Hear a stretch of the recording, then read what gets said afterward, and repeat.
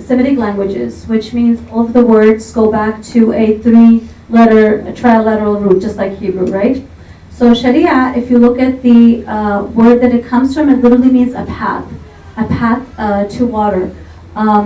So when you talk about Sharia, the first thing I want everybody to realize is that it means a path, a way that is followed. So it's a way of life that a Muslim leads that includes all aspects, all facets of life.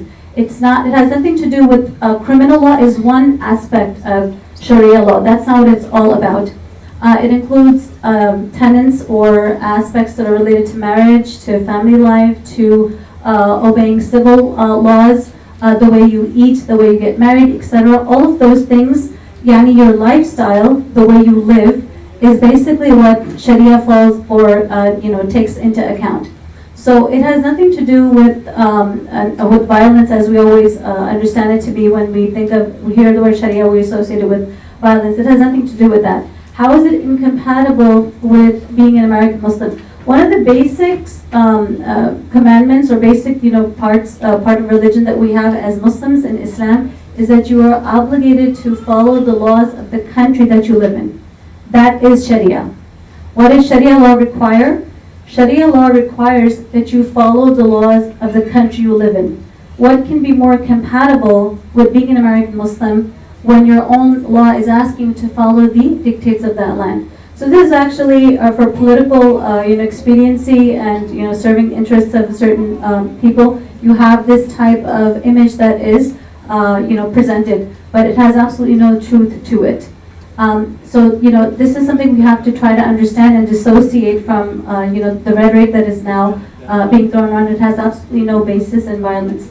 And the other thing you mentioned is the violence that we see in Saudi Arabia and Yemen or Syria. Is that part? You said, is that part of Sharia law? Is that what you were asking? They practice something they call Sharia law. I just want to know how Muslims would view it. How Muslims do? I'm sorry. How Muslims such as yourselves would view it. Yeah. So all religions call to peace. No religion calls to violence. If anyone is living and practicing violence, they by definition are not practicing their religion. So it can have nothing to do with Sharia, which is a way prescribed by a religion. So we have to kind of begin to understand how oxymoron it is to say that religion, Islam, or the Sharia, which is just a way of life prescribed by that religion, can call to violence. So that's just a very, very basic answer. I'm sure the Imam can elaborate on that. I can at least pass the mic. Okay. Sharia, I also want to say that it covers all aspects of life. So the ways in which we worship God, as I described earlier on, all of that, the laws concerning them, those are Sharia laws, right? How we should behave with people. The sisters mentioned kindness and so on. The Quran teaches us to be kind and to be dutiful towards our parents. And she mentioned our neighbors. So many people have rights over us. Our neighbors, all of our relatives, and especially our parents, first and foremost, and then the other relatives, they have rights over us. And so the laws that detail all of these things, these are the laws of the Sharia. They are similar to what the Jews would call the halakha. In Judaism, we have halakha, which is the laws of Judaism, which they have to follow, right? So these are, and so the Sharia, just like that, very broad, very comprehensive concerning all aspects of life. The Sharia also includes even how we should cleanse ourselves when we use the bathroom and so on, and how we should prepare in terms of the ritual purification in order to enter into the prayer, the ritual prayers. What types of food we should eat and what we should abstain from eating. The sister referred to the Bible as having similar laws like that. You see in the Bible that pork is prohibited, other things like that. So this is what we call the Sharia. And the Sharia will govern the entire country if the people are Muslims. And so they will establish the Sharia over them, that is what will govern them. Violence is not a part of Islamic teaching. Islam does not promote violence, does not incite violence at all. In fact, there is a saying of the Prophet Muhammad to the effect that one would be able to accomplish by kindness what one will not be able to accomplish by harshness. And harshness and violence and so on, those are not tolerated in Islam.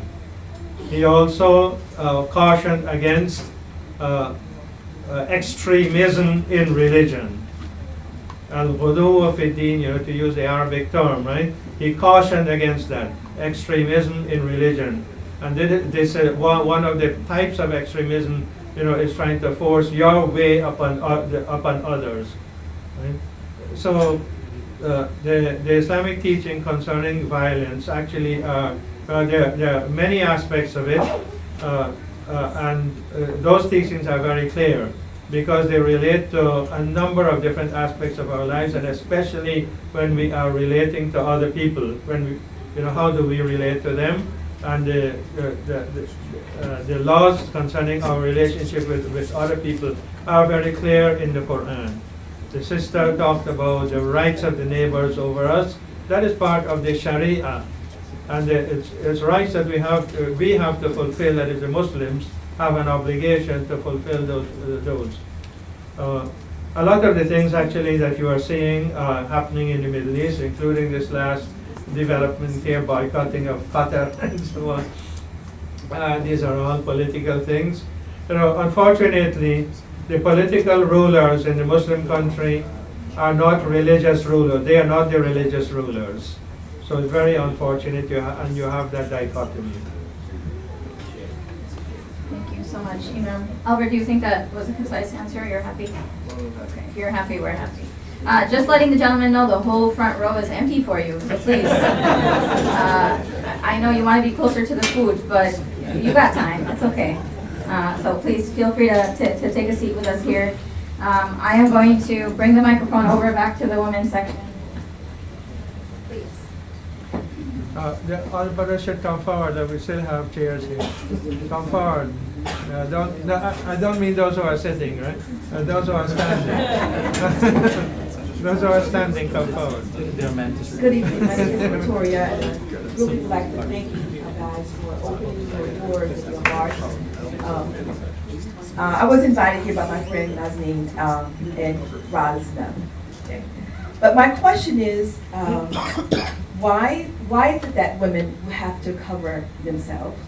And why is it that in your tradition that when a husband and a wife are together and they have to sit separate, but like where they're in a sitting such as this?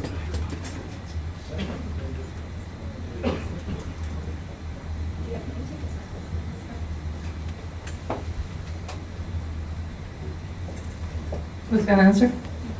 I think only one person can answer that question. Okay. So the first question for those of you that didn't hear is, why do women cover? And number two, why are we making you sit on that side and the women on this side, right? So basically, women cover as part of the, it's a tradition that was actually part of all religious faiths from the beginning of the Abrahamic faith to Christianity and now to Islam. So it's something that's been part of all religious faith traditions, and we can see this, for example, if you look at the way the nuns cover today. I went to a Catholic school, elementary school growing up, and all of my nuns, used to cover their head. If you look at the statue of Mary, peace be upon her, the mother of Jesus, who is a revered figure in Islam, is a role model actually for Muslim men and women. She's someone who actually looks very similar to a Muslim woman, right? So this is something that has been part of all faith traditions. Jewish women, practicing Jewish women also cover their heads out of respect to God. It's just that in Islam we have the tradition preserved authentically up till this time. In fact, when President Trump just visited the Vatican recently, I don't know if you noticed, Melania and Ivanka both had small black veils on their heads, right? So this is something that is understood, that it is observed, as a sign of respect and reverence to God. And we recognize that, in Islam, most actively today, perhaps out of all the faith traditions. Why is it that we sit separately? Imam, do you want to explain that? That's the harder question. I think it's fair to say, though, that today it sort of just happened organically. I didn't make any announcements. When you get used to Everyone it, I'll just- end up just doing it. Yeah, so it definitely happened organically today, but please, Imam Ram. You will go to some other places and you will not find that. You will find that there is mixing. The separation between the genders is required, especially in prayer. The women pray by themselves, the men pray by themselves. Well, not entirely, because all of them are following the same imam, the same leader of the prayer, and we are all doing the same actions basically. But there is a separation that came down from the time of the Prophet. This is how he established the prayer, and the places of the men and the places of the women, and so on. You see what happens in the world today. The Islamic generally, apart from the prayer, generally it is being cautious, being separate from each other. When in a home, brother and sister are growing up. They can be together, they can sleep, in the same bed and so on together. But once they reach the age of puberty, Islam says that they should be separated in beds, because things can happen that you're all aware of. We don't have to talk, about what can happen. Right? Things can happen that are not desirable, even between brothers and sisters. So when men and women are mixing, who are not related to each other, it can be even worse. And you see what happens in the workplaces and so on, right? Again, we don't need to talk about that in detail, but a lot of what happens in the workplaces remains suppressed. Some of it that comes out into the open and so on, we know it's a very bad situation, right? And it is not because the husband and wife should be separated from each other, but when there is a public gathering where there are many men and many women, then the most appropriate thing is for the women to be among themselves and the men to be among themselves. Right? So I hope that explanation suffices. I just want to add to that, especially in the mosque, since I think the question was related to, husband and wife coming together, then they're separated in the mosque. It's not to separate the husband and the wife. It's really to establish and achieve the spiritual objectives of visiting the mosque in the first place. If we come to the mosque to be with God, not really to interact with each other, right? So the setup is arranged to minimize distractions and to maximize that potential spiritual atmosphere that you can benefit from, derive, and achieve the purpose that you came for. Which is why actually the men pray in front of the women. And not to be inappropriate, but imagine if the women were praying in front of the men. How much focus do you think the men would be able to maintain in the prayer? If there's, just from a very natural point of view, we kind of can understand the wisdom behind women who are able to maintain focus in that type of a setting than men. So it's really for practical spiritual benefit that the arrangement is designed to set you up for spiritual success rather than destruction. I would like to add to that, so I'm new to the religion, but I'm new to the religion, but I get a sense that Islam is encouraging privacy, whereas in a world that, like the world we live in, everything is out there. The relationship with your husband, everything that you do is up there. It's on Facebook, you talk about it, you go around. Islam is, and for good reasons I found out, encourages privacy, right? So. Okay, I hope that answered your question, Victoria. Yeah, great. Does anybody? Yes. Absolutely, please. I'm sorry, and maybe it's a silly question, but since you brought up the concept of clothing, I was curious to know. Could you go to the mic a little closer? Sure. Thank you. Is you cover your hair, but you wear pants.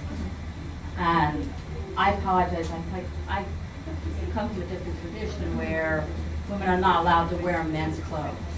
So I'm a little confused, and I apologize. It's something I've always wanted to ask.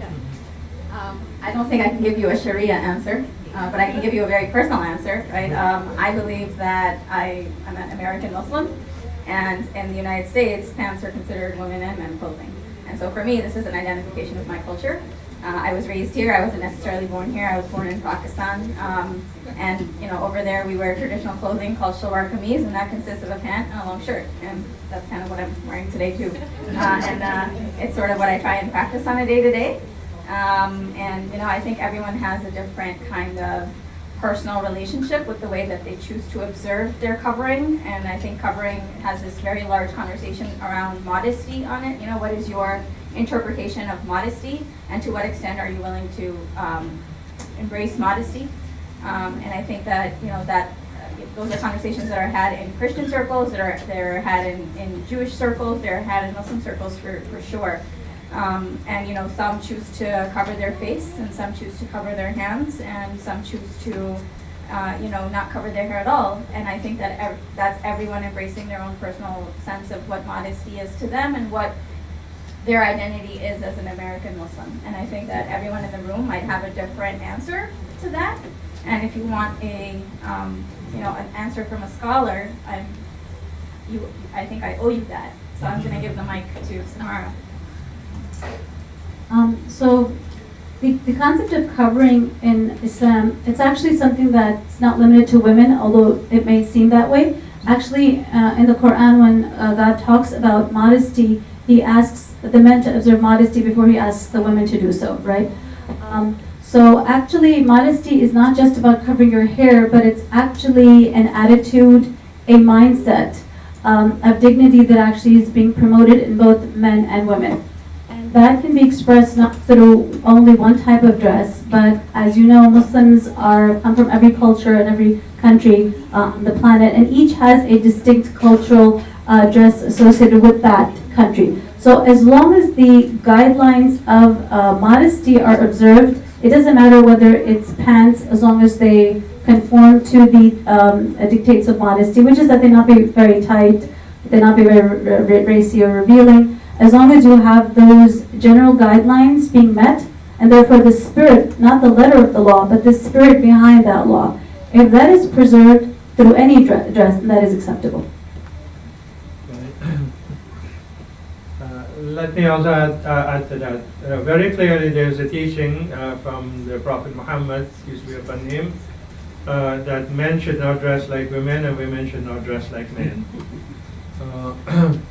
So men are prohibited from wearing jewelry, and especially gold and so on, right? So the things that are specifically for women, men should not be doing that, and vice versa. But there are some things that are common, some kind of dresses that are common to both genders. The sister mentioned kameez and shalwar, but it is for both men as well as women, right? It is for both. Both men, in the subcontinent, India, Pakistan, and so on. That both of them wear that. So there is nothing wrong in both of them wearing the same type of garb. But what is distinctly for women, men should not be wearing that. And what is distinctly for men, women should not be wearing that. Those family conversations that you have on Thanksgiving? Most of the time, Muslim families end up talking about modesty on Thanksgiving. And it's usually the father trying to have a really important conversation with his daughter about how she's wearing her clothing that day. So, it's a never-ending conversation. That's my point. Any other questions? Yes. You gentlemen are really subtle today. Okay, all right. I saw a hand in the back, and then I'm going to come back to you. Yes.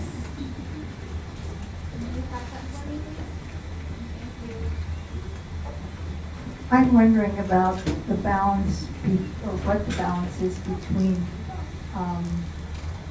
what's compulsory and what's choice.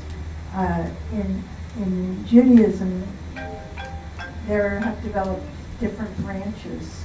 Some permit more choice about what laws you obey than others. For example, in the Reform and Reconstructionist movement, they're allowing gay people to live openly as gays with their, and form households with their partners. And I'm just wondering how much is compulsory according to Sharia and how much is being left to individual conscience.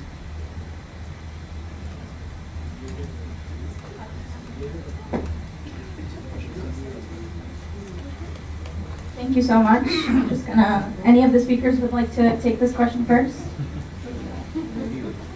It's a tough one.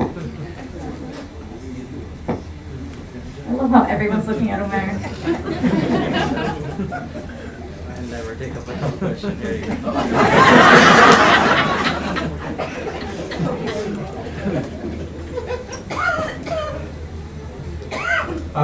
There are the basic, whatever comes in a very clear-cut way in our sources, and as our sister has mentioned, laying the foundation, the Quran and the Sunnah, or the practice of the Prophet Muhammad, and his clear-cut teachings.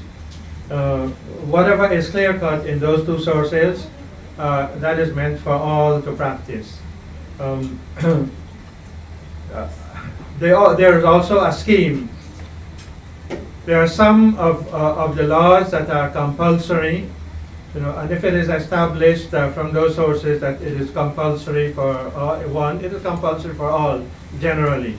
The only exceptions to following a particular law is if you have some disability or so, right? So the prayer, everybody has to establish the prayer 5 times a day. But those who are traveling, they have a concession in how they do it. Those who are sick, they also have certain concessions. So similar for fasting and for any other compulsory thing in Islam. There are the laws that are compulsory, but there will be concessions based on the ability of the individual to do it. Even in terms of how you make the purification and so on. If you cannot, because of some sickness, cannot use the water, or water is not available or something, there are various concessions. Then you have the laws that, other laws that you should follow that are not compulsory, that are recommended, and there are various degrees, ranging from very mildly recommended to those that are very strongly recommended, close to being compulsory. So once an individual understands that scheme of things, this is what he should be abiding by. And there's a lot of flexibility in it also. You can basically see that. We cannot go into a detailed explanation of that, but in the way things are structured, there is a lot of flexibility. You have the things that you must comply with, and then there are the other things which are voluntary or recommended and so on. You have two extremes in Islam in terms of the laws. The ones that are the things that you must do, the compulsory acts that you must do, and those will always be clear-cut. If there is something doubtful from our sources, we don't know whether it is compulsory, it means that it is not compulsory. So the things that are compulsory, very clear that we have to do them. And then on the other end of the spectrum, you have what? The things that are prohibited. And those are also very clear, the things that are prohibited for us. So every Muslim must abstain from them. There's no concession really in terms of indulging in anything that is prohibited. Perhaps with the exception of if your life depends upon it. So if you are starving and you need something to eat or something to drink and there is nothing available except something that is prohibited, such as alcohol, then you have to use it. Not that you are allowed to use it, but you have to save your life. And so you have to use that so you can save your life. Well, when that necessity is gone, then you cannot use it anymore. So when there is a necessity, you do something that may normally be prohibited. But otherwise to that, it is not. You cannot indulge in it. So the laws of Islam, the Sharia, has a lot of flexibility in it, and in terms of how you approach it and how you practice. The prayers, for example, you have the compulsory prayers, and then you have the optional prayers, these ritual kind of prayers. So a person, every individual will have to do what is compulsory, and that is a minimum that is within the reach of generally everybody. And then the extras, individuals will do that according to his inclination at the moment. So based on this, the certain thing, when you come to look at certain things, whether they are acceptable or not acceptable in Islam, if you can determine whether which category it falls under, then the matter becomes simple. Homosexuality is something that is prohibited in Islam. And we know even the Bible talks about very harsh punishments for homosexuality. In Islam, the punishments are not clearly there, but definitely the act itself is prohibited. Homosexuality is prohibited. So everybody should know, anybody who indulges in it should know that he is doing something contrary to Islamic teachings.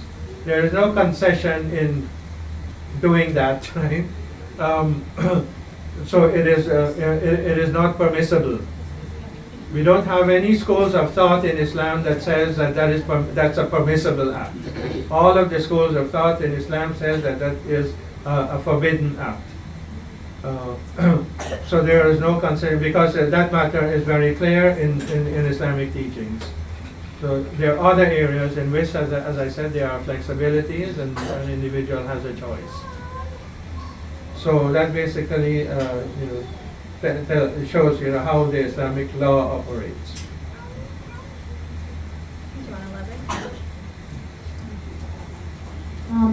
Just to simplify a little bit, the compulsory things or mandatory acts in Islam actually are very few. If you think about the number of actions an individual commits in his or her lifetime, the actual absolutely obligatory acts in Islam are very few. And they basically are the 5 pillars, right? To bear witness to the oneness of God, the prayer, the fasting, the pilgrimage, and giving the charity, the annual charity. Those are really the only 5 absolute obligations that if you don't do them, you're considered sinful, right?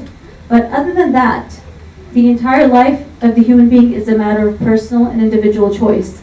How much someone wants to excel or incline or surpass, other individuals in their practice is a completely individual choice. But once actually a man came to the Prophet Muhammad, peace be upon him, and asked him about those things that were compulsory, similar to what you asked.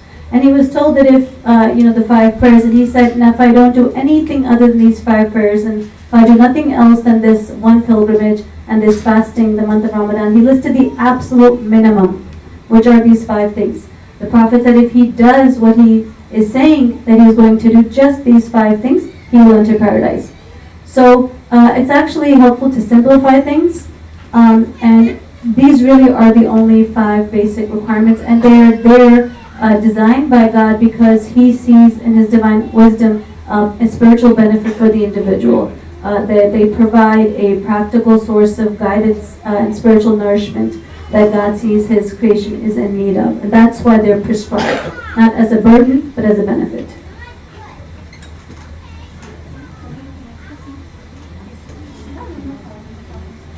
Thank you. I hope that answered your question. I just want to make a quick announcement. We have about 10 more minutes left for our Q&A. After that, we're going to be honoring some community members, for their service to the community, and then we will be heading up to break our fast and engage in prayer and kind of have a more of a personal one-on-one with a lot of the people who are here today. So just going to be closing off with 2 more questions, and I'm holding one of them in my hand. So based on how many hands I see, I might make an exception. But I did want to read this question aloud because I think it's something that's on people's mind from time to time. It says, we hear that women get less inheritance and their testimony is not equal to a man. And I think, this is one of those questions that are talking about gender equality and gender relations in Islam. And we did talk about the segregation between men and women, and why are we physically separated right now. But I think it's a really important topic. Why is it that we hear often that in Islam men have more rights than women? One of the questions that I ask my brother all the time, right, is, and they're not questions that we ask, these are arguments that we have. I don't argue. I made that pretty clear to everybody. I argue. Where are the women leadership when it comes to mosque boards, right? Where are the women leadership when it comes to making executive decisions in non-for-profits that are serving Muslims, in schools that are serving Muslim children, and so on and so forth? Because let's be real, we know women make better leaders, right? But it just so happens that men seem to play a much bigger role in all of this. So why is that? And I'm gonna, someone jump up and ask for the mic. Samara? Omer? I can talk about why you're not on the board. That's the extent of how I'm going to engage myself.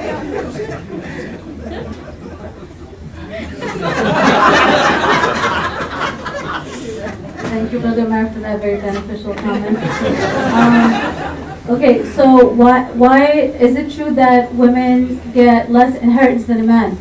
Yes, it's absolutely true. It's in chapter 4 of the Quran. I teach the meaning of the Quran, so you can quote me on that. But before you're shocked, you hear that why do women have more, men have more rights? Actually, men have more responsibility. Then that it's not just that they have more rights. In fact, they are burdened with a lot more responsibility than women are. So the reason they get more inheritance is because they are required to spend of that inheritance and the wealth and the money that they make on their mother, on their wife, on their unwed sisters, on their granddaughters, on nieces, and the list is unending. Whereas if a woman is working, has wealth, receives inheritance, she does not have to give any of her male relatives a dime. Sorry.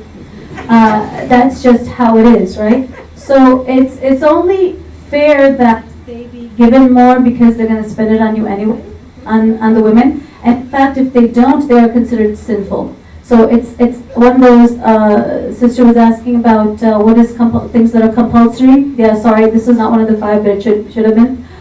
This is one of the things that is actually compulsory on a man to do, is to take care of all of his female relatives. So it's only fair that he would receive more because he has more responsibilities that a woman is free of. In fact, with regards to the testimony, and the Imam can correct me on this, he's more knowledgeable in this area, but testimony comes back to who has expertise in the field in which testimony is required. So depending on who happens to hold more expertise in the particular case that a person is testifying in, the testimony of that person will be preferred. So there are, just like there are cases where a woman inherits more, there are cases where you would not accept the testimony of a man if it is not his field of expert and a woman happens to have more expertise in that. And please correct me if I've said anything wrong. So I see 3 hands, and I'm just going to do a quick time check. So we're going to take one question here, and then we're going to take... No question. I just no question. Okay, yeah, please. Assalamu alaikum. I come from Bangladesh. We have the Prime Minister, a woman. We have the Speaker, a woman. We have the leader of the opposition, a woman. That's where we admire the women, the women empowerment in Bangladesh. The right that you said about man getting more, our Prime Minister, the leader of the opposition, and the Speaker in the Parliament, we are working on grounds as to how this particular law be changed. But we can never do it. The law states that a man gets more, 50% the women get an inheritance. But I would like to tell everybody that women in Bangladesh are the rulers of Bangladesh. Thank you. I'm just going to pass the phone to Brother Tamar, who's also an educator in our community. So just a quick clarification. Women, not in all cases women get more. There is many cases in Islamic Sharia that where men gets, there is many occasions in Islamic Sharia where women get more than men. Only in very few cases where men gets more than women. So just want to clarify this. And even that point from the verse, there is actually debates on that, right? So just keep that in mind that in many cases, women will get more inheritance than men. Thank you for the clarification. I know we have two more questions here, so we'll take, there you are. And you just mentioned debate, and I'm wondering how much debate there is in changing some of these things as the times change. For example, women didn't work in the past, and now women are in the workforce, and you have all kinds of other things happening.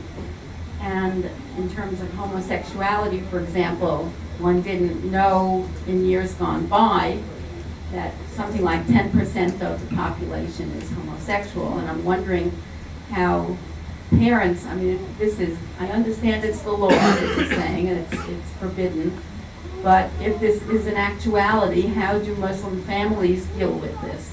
And is there any possibility of changing the mores?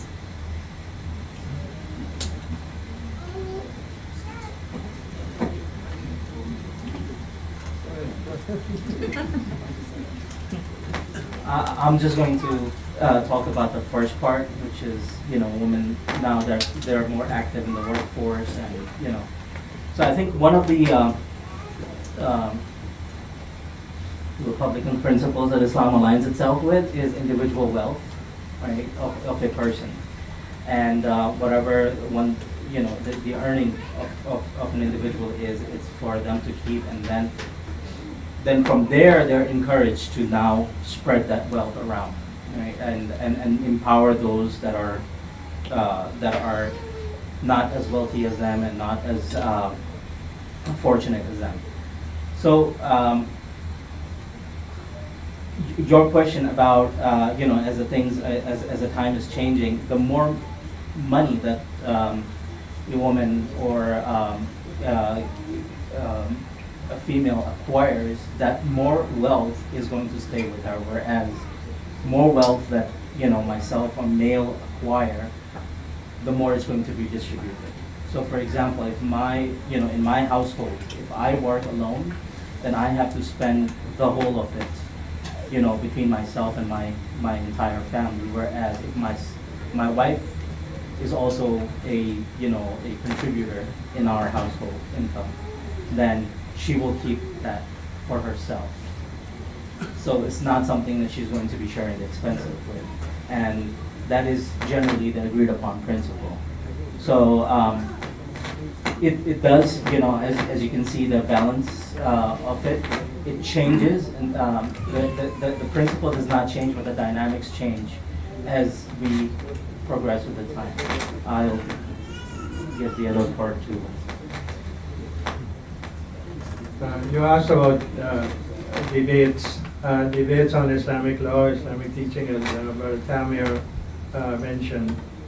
The debates or discussions on the texts, that is what it means, right? Debates on or discussions on the text to try to ascertain the exact meaning of them.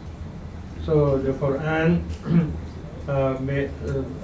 whatever, whatever law it may be talking about, or whatever it may be talking about, there will be discussion by scholars and various opinions mentioned concerning the exact interpretation or understanding of it, or application of it, and so on. Right?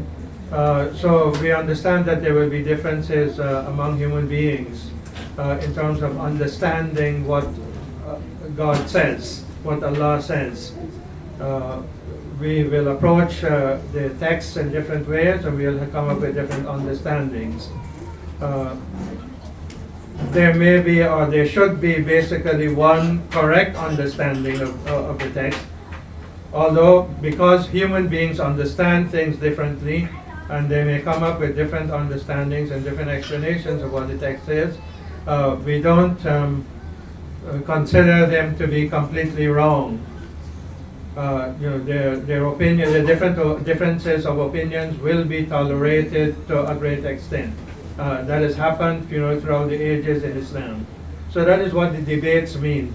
Trying to understand exactly what Allah, God Almighty, is saying in the text. Or trying to understand even what the Prophet Muhammad says.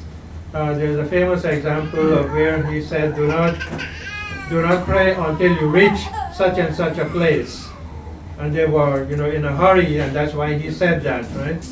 And the time for prayer, for a particular prayer, which is the afternoon prayer, was there already. It came in, and it was getting very late, and they didn't want to delay. Some of the men did not want to delay the prayer beyond the time, right? So they stopped and they prayed. Whereas others said that the Prophet Muhammad, he is saying, do not stop, do not pray your prayer until you reach that place. So the others did not pray in the time, the regular time for the prayer, and they waited until they reached there, and then they prayed. And so when they came back to the Prophet and told him about this difference of opinion, he accepted both of them. So somebody may give an instruction, even God and Allah may give an instruction, and we understand the instruction in different ways.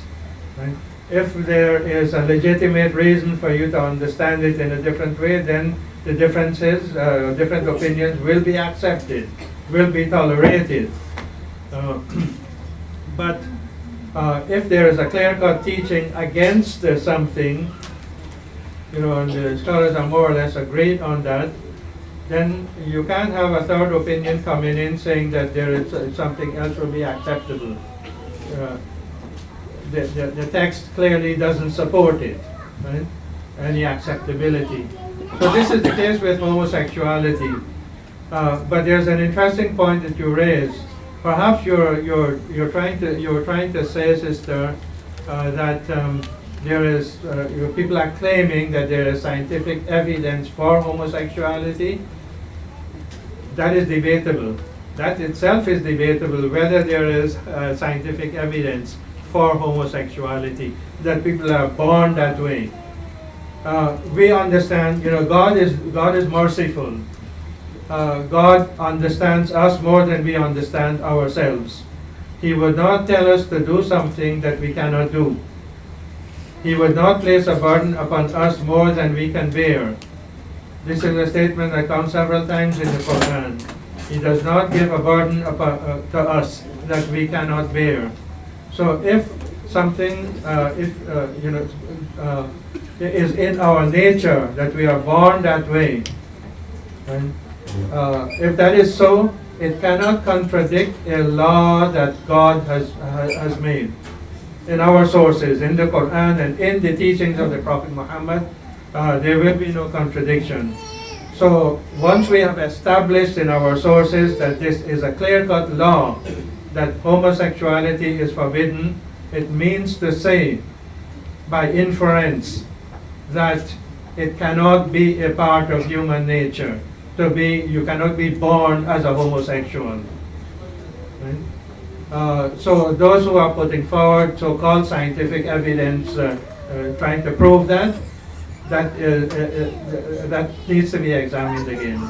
We don't accept that. We don't accept that there is scientific evidence to show that somebody is born as a homosexual. Right? So. Thank you so much.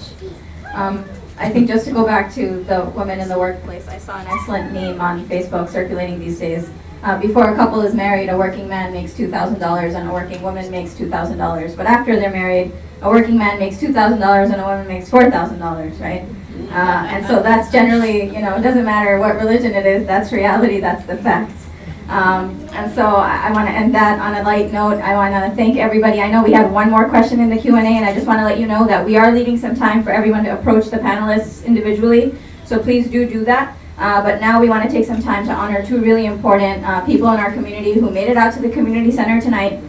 We have a small plaque in recognition for them. So I am going to hand over the microphone to Brother Tanvir. Here you go. Thank you, Sister Seher. Assalamu alaikum to you all. We've been doing this event for the last 10 years, and alhamdulillah, praise be to Allah, it's always been very packed, very beneficial, and so it is today. But this year we are doing something different that we have never done before, and the program is called Everyday Heroes. So what we wanted to do is, or let me just say this, if I asked you all to close your eyes and really think about that one person that had a really significant impact in your life, from your childhood or even when you were adult. I'm pretty sure you would not think of a celebrity, someone who has 5 million likes on Facebook. You wouldn't think of, some athlete, some superstar. You would actually think of everyday, day-to-day people who had such a significant impact in your life. It could be a teacher, it could be your neighbor, it could be your librarian, it could be any of these folks. And a lot of times, these special people, a lot of us, we fail to acknowledge them. We fail to show gratitude towards them. And so inshallah, God willing, in future programs, especially of this nature, we will request our community to nominate such individuals. So for today, we have 2 individuals. And inshallah, the first one, I'm going to ask Brother Tamer, who actually was the one who really thought of this idea. He has one person who he has nominated. Inshallah, he's going to talk about why he has nominated him, and then we're going to ask Imam Rove to present a small token of appreciation to that individual. So I'm going to ask Brother Tamer to come. You can clap, it's okay to clap. So I think one of the things that and I'm thankful to the community who actually accepted the name that I have presented. The person that I have named, he's my neighbor. I see him every day for the last 5 years. And what amazed me is, me as a Muslim try to practice what Prophet Muhammad has taught us. And Prophet Muhammad said, take care of your neighbors and so on. But sometimes when it's like really too cold outside, alright, maybe I'll skip today, right? But then I see my neighbor, he's actually coming out, shoveling the snow of my other neighbor who's happened to be disabled. And I was like, oh my God, I gotta now get out and help, right? So, and then it didn't happen once, it happened once and twice and 3 times and 4 times until I said, you know what, he's far better than me. One day I want to be like him. So I want to give that opportunity to appreciate one of our community members that I hope that my kids can learn from him, and I hope that our children can learn from these great individuals and we can recognize him. So Bud, he's my neighbor.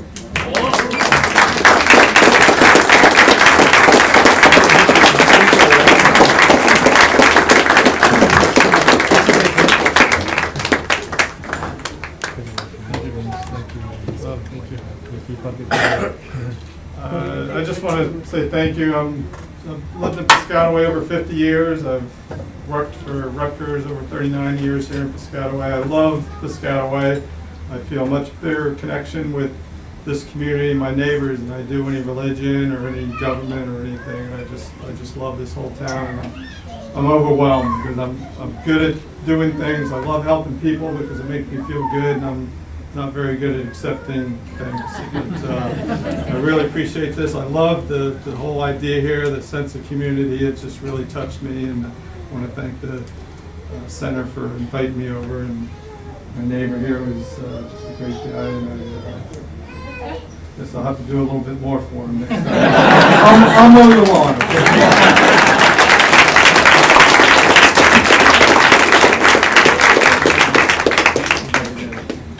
Thank you again.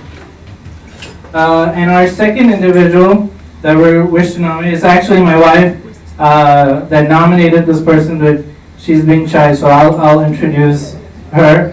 So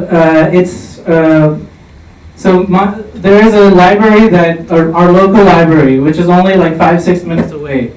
But my wife, she found out about another library where there's this kids program. And it's about 25-30 minutes away. And she goes to this program every single week. She drives 25-30 minutes. Why? Because there is a librarian there, storyteller. She is one of the most extremely enthusiastic and energetic storyteller.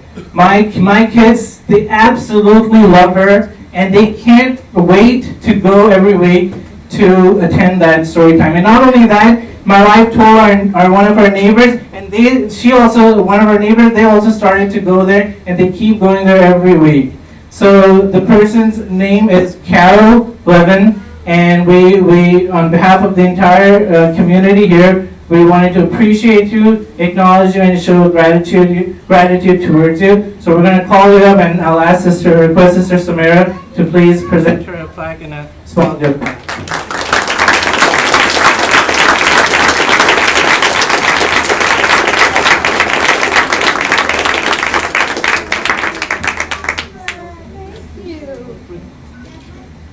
Again, I just want to say thank you. I'm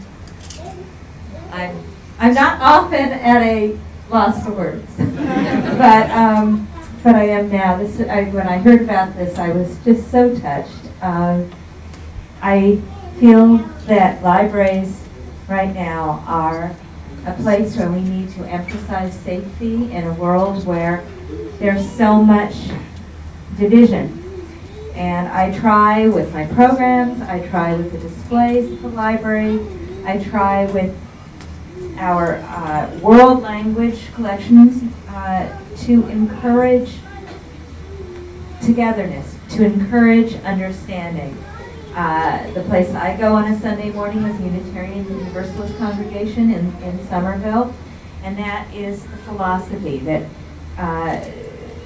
we are a beautiful, beautiful salad rather than melting pot of people, and that we can all appreciate and enjoy and respect each other's traditions. And so, thank you.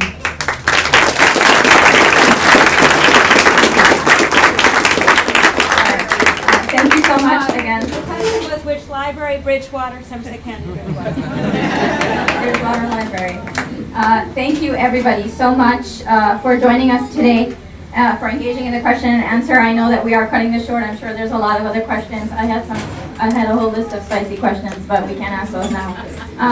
So we will hold them for another program that we hope to organize in the next 3 to 4 months. We encourage you all to come back, bring more neighbors. Hopefully this, our construction project will be completed and we will have a lot more space to accommodate so many more.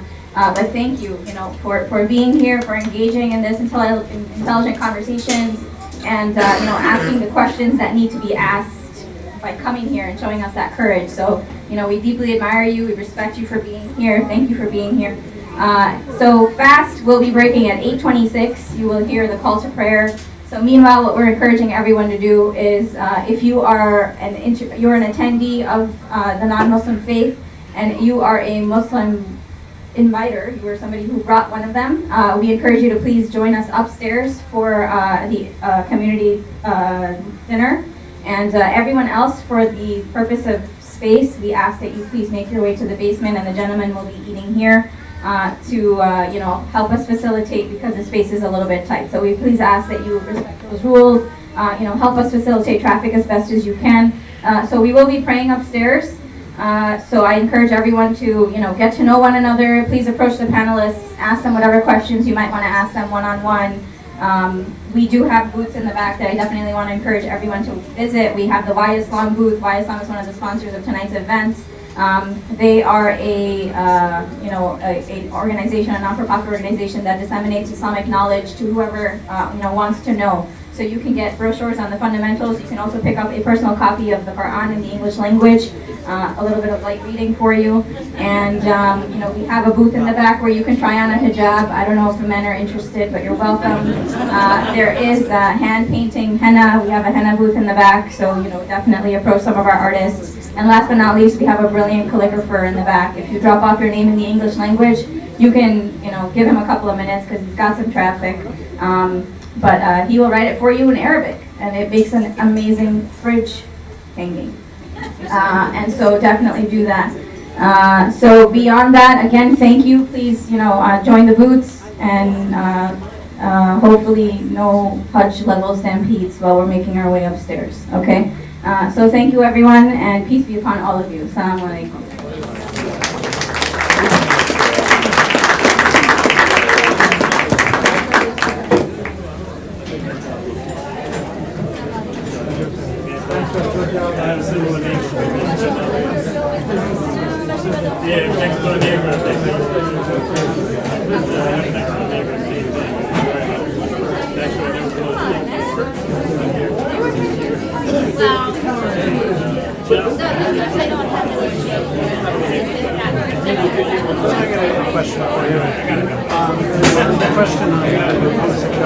As people are making their way upstairs, I'm just going to be buzzing in your ears for a little bit more. It is the Muslim month of Ramadan, and so what happens in Ramadan is, as the call to prayer for Maghrib prayer, the fourth comes in, we hand out dates. So dates are a fruit from the Middle East, highly nutritious. We break our fast with the dates, and then we will hand out some water. Then everyone will engage in congregational prayer, which you're welcome to observe. And if you want to partake in it, you can definitely partake in it. And after that, we will all have a communal meal. We'll eat together. Just so you're not too confused about what's happening as you make your way upstairs. All right, thank you, everyone. Something that was actually settled in the very early days. When there were scholars who excelled in their understanding, you may say, of Islam, in their studies of Islam, and their teaching of it to others, right? So some people who became very much influenced by their teaching, so wanted to impose that upon others, right? Some group of people who are following a particular scholar wanted to oppose those opinions of that scholar upon the masses of people. And in some cases, you see in Islamic history that the ruler himself, took a position, and so he wanted to impose the views of a particular scholar upon others, and so on. The other scholars rejected